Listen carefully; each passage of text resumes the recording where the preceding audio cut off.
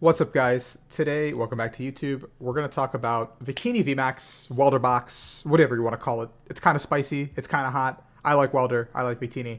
Let's jump into it. Today won't be any gameplay because I have a lot of things on my plate, but it's going to be a deck profile. I play this for the Chill TCG UNB event with over 600 players. Pretty crazy. And I managed to place in the top 40, losing my weighted into 32, I guess. 32 cut. Going 10, 4, and 1 overall. Having a lot of success. So I'm going to first show the list that I played and why I played that list, and then I'll explain the changes and the metagame changes. So stick around to the end for the list, or if you want to go into the description below, grab that list. But if you're already in the description below, you might as well subscribe, leave me a like, a comment if you're enjoying the content. So let's jump right into it. So here's the list I played for the Chill TCG tournament. It's a little bit interesting, obviously. We've got one copy of Heatran-GX, 2 copies of Reshiram-GX. I think Heatran is a really good cleanup card, a really good early game card.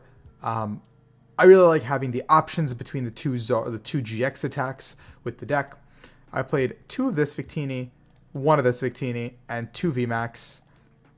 Now, everyone's going to ask, Rahul, why'd you play this one? Victini is the one Retreat really important. Is Flare Shot really important? I think I used Flare Shot maybe 2 times throughout the entire tournament, and it didn't really change the outcome of the game. But I just didn't have a third Victini, so that's one of the small changes I'd make.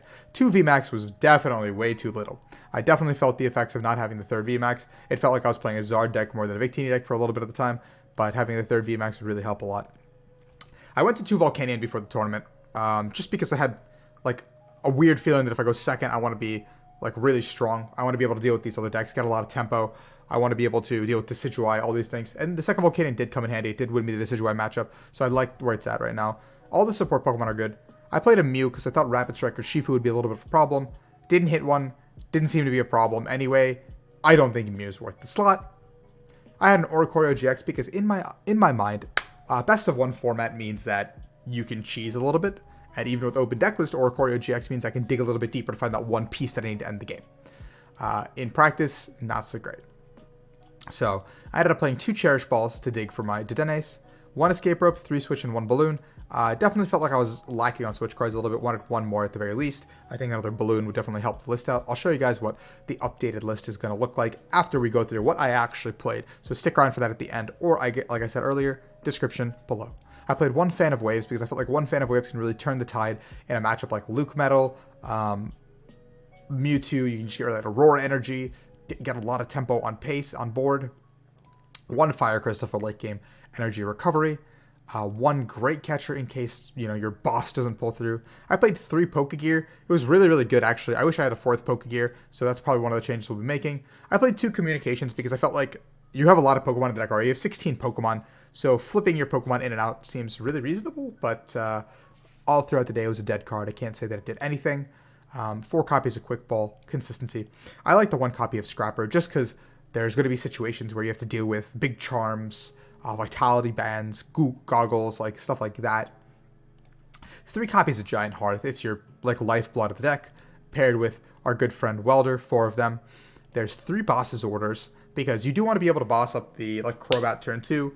Eternatus turn 2, like whatever turn 2, just take a quick prize, take a quick 2 prizes with Victini VMAX, and then potentially pivot into the Reshiram to take a GX knockout somewhere, and then maybe or like not a GX, but maybe like a 230, and then Heatran comes in, cleans up, ends the game. Something like that. Your GX deck should clean up the game. I played 2 copies of Research because I felt like the deck is more Victini focused and more like less Welder oriented. And I wanted to be able to draw cards, find my other pieces, and there were some items in the deck that I really wanted to find at crucial moments. So Research is really good on turn 1, turn 2, etc. Because turn 1 Research, getting your Volcanion up seems okay. I don't want to rely entirely on Welder and Dedenne to do that. We played 3 copies of Heat Energy.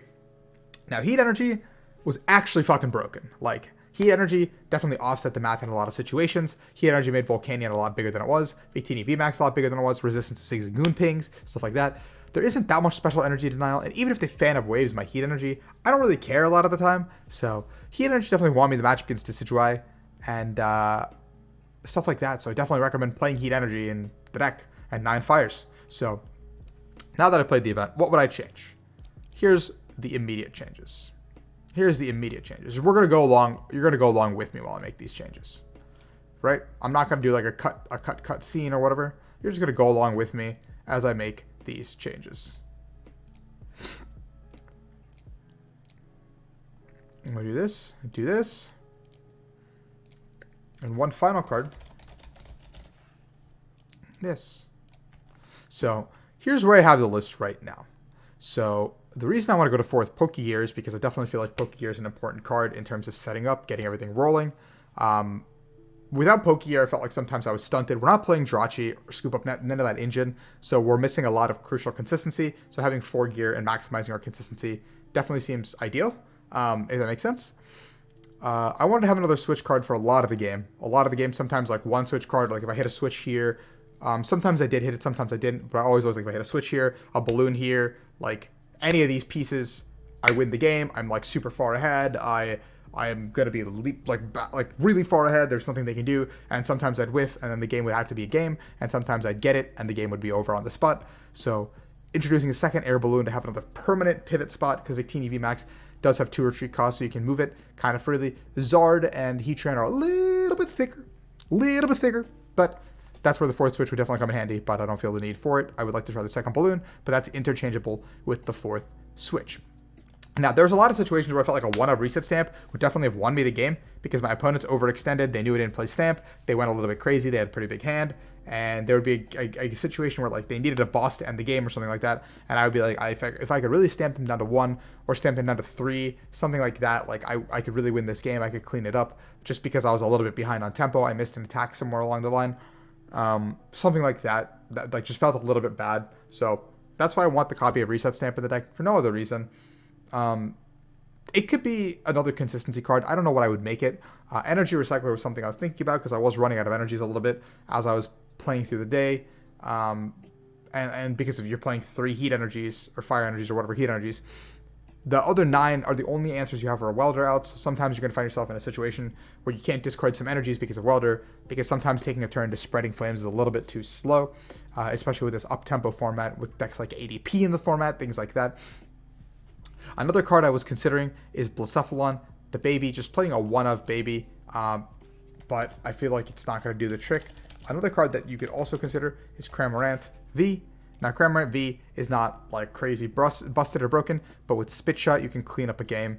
Just snipe something on the bench, get rid of it, and sayonara. Again, the 3rd VMAX is something we add just because always having 1 prize really sucked, or discarding 1 early really sucked, because relying on 1 VMAX to close out the game was a little bit scary. I won't lie to you guys. And sometimes I pulled out games I didn't think I'd pull out because of that. So having a 3rd VMAX would definitely help. Now, I know today's video is not going to have any gameplay or anything like that, but this is the list that I would settle on right now if I had to continue playing the deck. So I hope you guys enjoyed the video, the explanations behind it, the metagame read a little bit. I played this because I expected a lot of Luke Metal and Decidueye because the format was shifting in that direction, and Eternatus as well. I felt like all 3 of those decks are good matchups. I think Urshifu is a good matchup as well, just a little bit tricky to navigate. Pika is probably one of the hardest matchups for the deck, but Pika has been iffy here and there. I think Centiskorch is a great matchup. I think this deck has a lot of good matchups across the board with the tempo options you possess. It just kind of, sometimes you're going to brick because you are a Welder deck at the end of the day, but I'm trying to minimize the fact that you're a Welder deck and more so focus on the fact that I'm a Victini deck. So if you guys enjoyed the video, definitely subscribe. Next week, Franco and I are going to possibly sit down and do a meta-analysis of the top 16 decks that placed at the Aichi Regionals in Japan. Look at our metagame moving forward a little bit. Look at what the expanded format looks like on top of that, because Franco's been doing a little bit of research. So hopefully we'll have him on. And if you guys enjoy the content, subscribe, leave a like. Thank you to everybody who's been supporting me. I greatly, greatly, greatly appreciate you, and I wouldn't be able to do it without you. Thank you guys so much.